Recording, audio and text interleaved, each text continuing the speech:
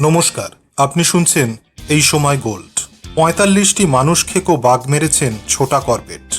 লেখা নীলাঞ্জন হাজরা, পাঠ Baijayanta Chakraborty. All well home tomorrow, tiger is dead, gym.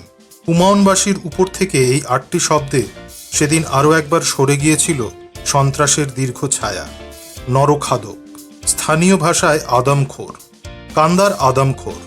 সেদিন ২০শে জুলাই ১৯৩২ নৈনিতালের গার্নি হাউসে দুশ্চিন্তিত মার্গারেট উইনফ্রেড করবেটকে, যাকে দুনিয়া জেনেছে ম্যাগি নামেই, রামনগর থেকেই টেলিগ্রাম পাঠিয়ে তার আদরের ছোট্ট ভাইটি যে রাস্তায় বাড়ি ফিরেছিলেন, সে পথে নির্ঘাত পড়েছিল কয়েক ঘরের ছোট্ট গ্রাম দেবীরামপুর। কিন্তু বাপের কাছে সেদিনের তেমন কোনো গপ্প শোনার কথা মনে করতে পারলেন না ৭৭ বছরের ঠাকুরদত্ত যোশী, কুমাউঁয়ের বাঘাড়ু মহল, যাকে আজ এক ডাকে চেনে ছোটা করবেট নামে। তবে কুমাউঁ গাড়োয়ালে জিম করবেট নামক কিংবদন্তির কথা তিনি বিলক্ষণ জানেন। আরে, জিম সাহেবের কালাঢুঙ্গির বাংলা থেকে আমার গাঁও আর কত দূর হবে? ১৪ কিলোমিটার। নমস্য শিকারী, তেমনই কর্মঠ পুরুষ। তবে হ্যাঁ, জেনে রাখবেন, আদমখোর ছাড়া শিকার করতেন না উনি। আমিও করি না। আমাকে সবাই বলে মিনি করবেট। শুনো আপনি, করবেট সাহেবের এমন ভারী ছায়া কাঁধে পড়ে থাকতে বিন্দুমাত্র অস্বস্তি নেই জিম করবেট জাতীয় উদ্যান অভয়ারণ্যের অবসরপ্রাপ্ত সহকারী ওয়াইল্ড লাইফ ওয়ার্ডেন যোশীজির। কেনই বা থাক, ছোটা করবেট সাহেবের সাফ দাবি, এ পর্যন্ত ৪৫টি আদমখোর খতম করেছেন তিনি। বাঘ ১৫টি, চিতাভাগ লগভগ ৩০খানা তো বটে। সবই অবশ্য স্থানীয় প্রশাসন বা করবেট পার্কের বড় কর্তাদের নির্দেশে। এরা সব দাগি মানুষ খেকো। নানা হিসেব নিকেশ করে দেখা যায় করবেট নিজে মেরেছিলেন ৩৩টি, ১৯টি বাঘ, ২৪টি চিতাবাঘ। একরত্তি একটা পাহাড়ি গ্রামের সামান্য খেতিবাড়িওয়ালা এক স্কুল মাস্টারের ছেলে হঠাৎ শার্দুল শিকারী হয়ে উঠলেন কি করে? ছোটা করবেট বিনয়ের অবতার। সবই উপরওয়ালার হাত। এই যে ছোটবেলা থেকে এমন অব্যর্থ টিপ, একে উপরওয়ালার হাত ছাড়া আর কী বা বলা যায়?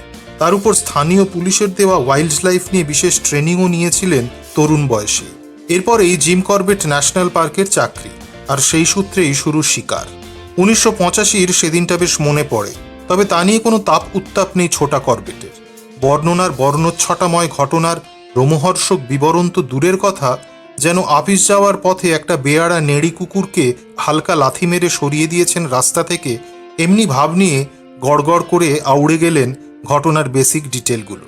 পার্কের বড় কর্তাদের নির্দেশেই যেতে হয়েছিল বহুদূর, সেই কুকরেইল। লখনৌ থেকে কিলোমিটার ১০ হবে। যদিও এখন বিখ্যাত ঘড়িয়াল কুমিরের জন্য ৩ দশক আগে জঙ্গল ছিল গভীর। বাঘও মিলে যেত কখনো সখনো। তার এক বাবাজি কি করে যেন হয়ে গিয়েছিল আদমখোর। গ্রামটার নাম ছিল পাড়াড়। সে গ্রামের প্রধান হায় সিং খুব খাতির টাতির করলেন। ওর বাড়িতেই খাওয়া দাওয়ার ব্যবস্থা। সন্ত্রস্ত গ্রামের মানুষ।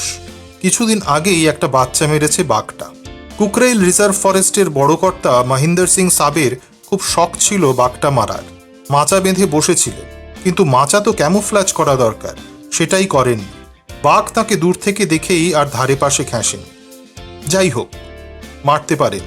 পরে গ্রামের সুরক্ষার জন্য আমাদের ডাইরেক্টর অশোকজি আমাকে নিয়ে গেলেন। শুনো আপনি, তো আমি গিয়েই নীলগাই মেরে টোপ ফেলে তার উপর মাচা করে বসবো বলে ঠিক করেছি। মহেন্দার সাহেব জেদ ধরলেন উনিই মাচা তৈরি করিয়ে বসবেন। আমি ভাবলাম আমায় এত দূর থেকে ডেকে আনা হলো, এমন সুযোগ নষ্ট করার কোনো মানেই হয় না। তা কি করব? বড় কর্তা বললাম, বসো, বসতে চাও তো বসো। বসেছিলেন, কিন্তু ঠিক বাঘ আসার মুহূর্তে মাচা ভেঙে পড়ে টড়ে গিয়ে কাঁধের হাড় ভেঙে এক বিচ্ছিরি ব্যাপার। গেলাম বাঘটার শেষ ক্যাজুয়ালিটির জায়গাটা দেখতে। ঠিক করলাম বকরির টোপ বাঁধব, ভয়েসের নয়। কাছেই একটা কুঁড়ে ঘর ছিল, এক দেওয়ালে একটা জানলা। তো ঘরের লোকেরা বলল, এই ছোট্ট ঘরে আপনি কি থাকতে পারবেন? বললাম, সে আমি থেকে যাব। রাত্রে সে এলো না। ছাগলটার উপর হামলাটা হলো একদম ভোরে। যেমনি হামলা অমনি গুলি। ফিল ইন দ্য ব্ল্যাঙ্কস করে বুঝে নিতে হলো কুঁড়ের ওই জানলার পিছনেই সারা রাত বন্দুক তাক করে বসেছিলেন যোশীজি। পালালো। খুঁজতে বেরোলাম। অনেক খোঁজাখুঁজির পর বুঝলাম কাছাকাছি একটা ছোট্ট নদীর পাড়ে বেটা ঘাপটি মেরে আছে। ততক্ষণে সন্ধ্যা হয়। ঘায়েল বাঘ, রাতে কাছাকাছি যাওয়া উচিত হবে না। ঠিক করলাম থাক, কাল সকালে ফের খোঁজ করব। পরের দিন দেখি একটা জায়গায় মরে পড়ে আছে। এরপর আদমখোরের উৎপাত হলেই আমায় পাঠানো হতো রানীক্ষেত, আলমোড়া, বাগেশ্বর, পৌরি। আহত হয়েছি বার তিনে, আলমোড়ায় একবার, আবার সীতাবানিতে। শুনা আপনি? আরেকবার ঢিরায়া বলে জিম করবেট পার্কের মধ্যেই একটা জায়গায় হোটেলে খাওয়া হাড্ডি গাড্ডি বাইরে ফেলা হচ্ছিল। সেই লোভে এক বাঘ সেখানে আসা যাওয়া শুরু করল।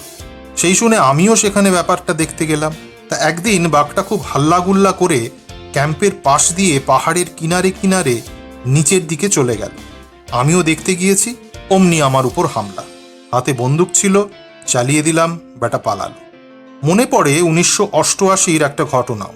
দরিয়াপুল থেকে ঘোড়ায় চড়ে রামনগর আসছিলেন গোবর্ধন সিং। প্রত্যেক বুধবার আর রবিবারই হাটে আসতেন। ঘোড়ার গলায় ঘণ্টি বাঁধা থাকত। রাস্তা অনেকটাই, কাজেই বেরিয়ে পড়তে হতো ভোরবেলাতেই। সেই সময় লঙ্গুরদের ফল খাওয়ার সময়। যা খায় তার দ্বিগুণ ছড়ায়, আর সেই ছড়ানো ফল খেতে জোটে হরেক রকমের হরিণ। আবার এই সুযোগের পুরো ফায়দা নিতে তককে তককে থাকে বাঘ। এমনই জঙ্গলের নিয়ম। কিন্তু হরিণ, সম্বর, নীলগাই, জঙ্গলের প্রায় সব জানোয়ার জানে গাছের উপর থেকে বাঘ নজরে এলেই অ্যালার্ম কল ছাড়তে থাকে লঙ্গুরের দল। আর জানেন তারা, যাদের জীবন কেটে গিয়েছে জঙ্গলের গভীর আবডালে। খ্যাক খ্যাক করে হুবহু সেই ডাক ডেকে শোনান ছোটা করবে। কিন্তু জঙ্গলে কাটেনি গোবর্ধন সিংয়ের জীবন। দিব্যি গটগটিয়ে ঘোড়ায় চড়ে এগিয়ে চললেন তিনি। এদিকে শার্দুল বাবাজি তো খাপটি মেরে আছে রাস্তার পাশের ঘন দুর্ভেদ্য ঝোপে। কাছে আসতেই হামলা বল। ৭৭ বছরের বুড়োর কলজে থেকে বেরিয়ে আসে এমন হামলার মুহূর্তে যে ডাকের জোরেই বাঘ তার শিকারকে অর্ধেক কাবু করে ফেলে। একেবারে ব্রহ্মনাদ। পলক মাত্র জখম ঘোড়া তারস্বরে চেঁচিয়ে সওয়ারিকে ছিটকে ফেলে ছুট। বাঘ টেনে নিয়ে যায় গোবর্ধন সিংকে। ফের আমার ডাক পড়ল। দেখা গেল হামলা চালাচ্ছে একটা নয়, এক জোড়া আদমখোর, বাঘ আর বাঘিনী। দিন তিনেক লাগলো বাঘটাকে মারতে। এর মধ্যে হাসনি দেবী আর হীরা দেবী নামের দুই মহিলা গেলেন বাঘিনীর পেটে। মারা গেলেন আরও জনা দুয়েক। তো ফের আমি বাঘিনীকে মারলাম। যথারীতি নিরুত্তাপ ছোটা করবেট। যেন খান্দুয়েক মশা বড় জ্বালাচ্ছিল, চটাস চটাস করে শেষ। কত আর বলবো এসব কথা। একটা প্রশ্ন না করে পারি না, শিকার করা কোনটা কঠিন, বাঘ না চিতাবাঘ? উত্তরের জন্য দুবার ভাবতে হয় না যোশীচিকে। চিতাবাঘ ধূর্ত, সাংঘাতিক ধূর্ত। টোপ বেঁধে মাচার উপর বসুন, 3বার চক্কর কেটে চারপাশ তিলে তিলে দেখে তবে সে কাছে আসবে। বিন্দুমাত্র সন্দেহ হলেই আরও তল্লাট মারাবে না। কিন্তু শের, নিজের ক্ষমতা নিয়ে তার ভীষণ দম্ভ, আর সেটাই তার কাল। শুনা আপনি? এরপরেই আসল চমকটা দিলেন ছোটা করবে, নিজেরই গুরুর কথা একেবারে নস্যাৎ করে। সেই চিরকালীন প্রশ্ন, বাঘ কেন নরখাদক হয়? একবার যদি মানুষের মাংসের স্বাদ পায় বাঘ, সেই স্বাদিষ্ট মাংসের ভক্ত হয়ে পড়ে। এই যে বাঘটা গোবর্ধন সিংকে মারল, সে তো অকস্মাৎ। কিন্তু জানোয়ারের মাংসের থেকে নরমাংস অনেক টেস্টি। এবার জিজ্ঞেস করুন কেন? না করি উত্তর মেলে। আসলে মানুষের, বিশেষ করে নারী দেহে লোম থাকে না, বড় সুস্বাদু মাংস।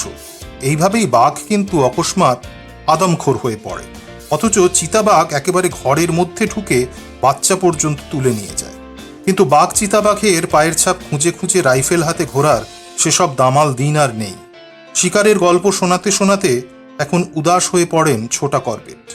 অনেক দিন চাকরি থেকে অবসর নিয়েছি, সেই 1994-এ। কিন্তু আদমখোর সন্দেহ হলেই আজও আমার ডাক পড়ে। তবে আর মন চায় না। শুন রহে হো আপ? ভালো লাগে এই ভেবে উপরওয়ালার দয়ায় আমার হাতে কোনো নির্দোষ বাঘ বা চিতাবাঘ মারা পড়েনি। বাঘ মারার বিষয়ে পরামর্শও আর কাউকে দিতে ইচ্ছে করে না। কি দেব?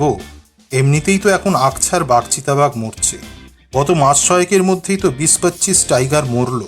নিজেদের মধ্যে লড়ে মরেছে, ফাঁসে মরেছে, হড়কাবানে ডুবে মরেছে। এখন আর শিকার নয়, এখন পর্যটকদের সঙ্গে নিয়েই বাঘ আর জঙ্গলের সঙ্গে তার আত্মীয়তা বজায় রাখেন ছোটা করবেট।